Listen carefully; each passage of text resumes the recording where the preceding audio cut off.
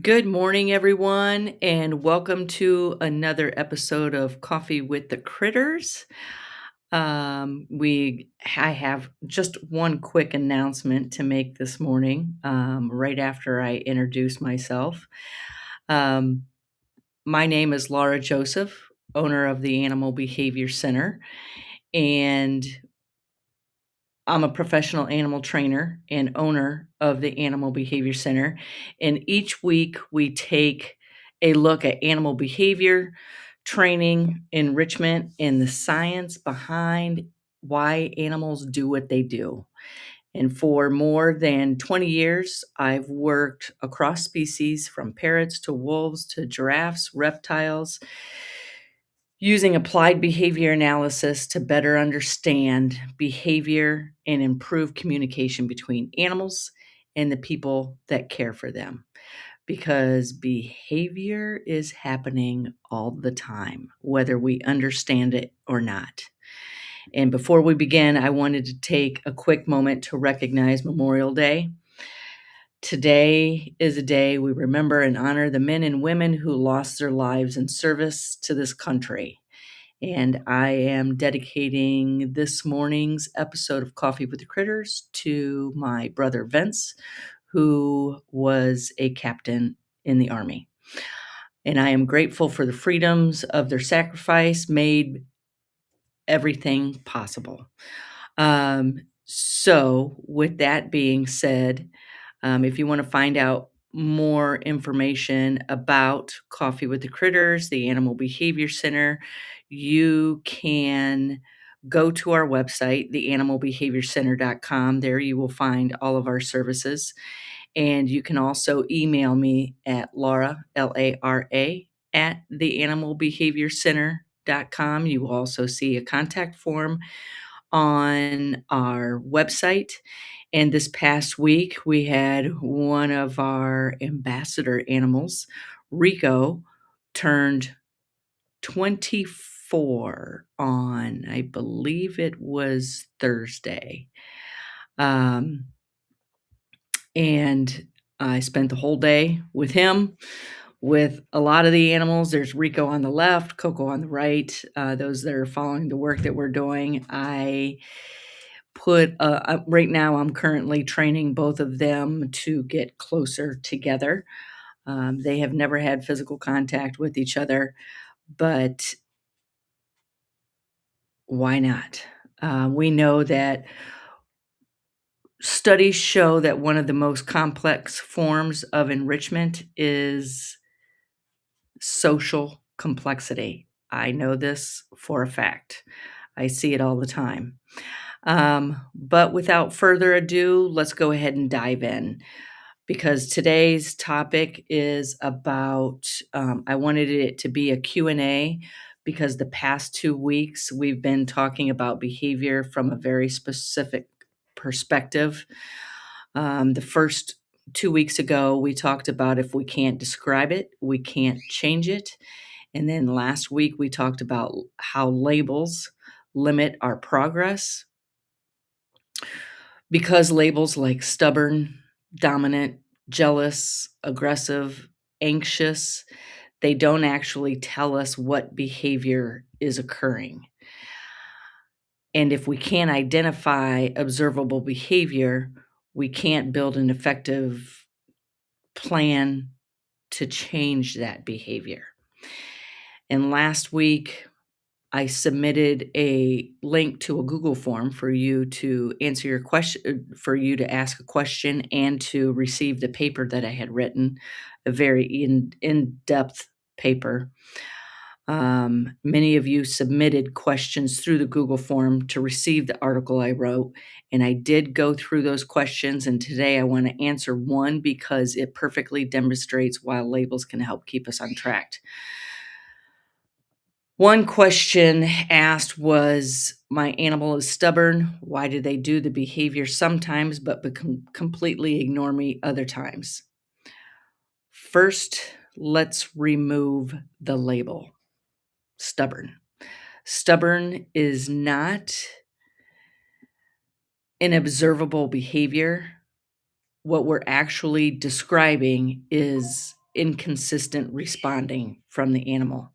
So now we can begin asking useful questions such as what happens before the behavior. And we're diving deep into this in our memberships right now in the advanced membership and also in the Parrot Project. What happens right after the behavior? What changes in the environment? Did you see the post that I made yesterday? Read it on the Animal Behavior Center's Facebook page. What changes in the environment? A lot of things happen quickly in the environment, causing changes. What's motivating this change? Is the reinforcing history competing? Is the reinforcer valuable enough in that moment? Good morning, everybody. So the moment we remove stubborn to something like inconsistent responding under different conditions, different changes the environment, that's when we can start analyzing variables. And that's where progress happens because labels often stop analysis. They stop us from seeing behavior from the animal. Once we think aggressive, stubborn, dominant, people stop asking, what function is this behavior serving? Because it is serving a purpose for the animal. So labels describe our interpretation. Observable behavior describes what the animal is actually doing. So, when you ask your question, avoid labels if possible. If you're going to use a label, and I do use labels, but they're quick adjectives describing behavior, well, labeling behavior. And then I will give a deep dive into this is what I'm talking about. This is what this looks like. Describe the actual behavior instead. For example, lunges, the animal lunges when it's approached. It paces right before I feed it. It vocalizes when it's left alone. That gives us something we can analyze. So let's describe the behavior first. And one of the other questions I had was I'm having problems moving a bird out and away from the cage. So this could be labeled as cage aggressive, territorial. I would ask you, does the animal understand what you're doing? Is the animal in the cage a lot of times? If so, it may be unfamiliar with what happens outside of the cage or enclosure. What are your intentions? And a lot of animals will hesitate or not do things such as come out of the enclosure if they don't know what to expect. I was just talking about this yesterday in a consultation about how we know what we want the animal to do. Does the animal understand what we want it to do? Because when we interact with inconsistency, we can be unpredictable. The animal does not know what we want it to do. That is the key in bringing it in and shaping small steps towards the target behavior. And when I'm asking, like if I'm asking an animal to come out of an enclosure or go into a crate, I'm always sitting there closely watching the animal's behavior. What do ears up mean? What do feathers raised up mean? What does a tail flare mean? What does tail sticking out and being extremely stiff mean? What does looking down at the ground mean? Breaking eye contact. What does this mean? It means something for the animal. Do we understand what it means? And if once we start understanding that, then we can better decide what the next steps are.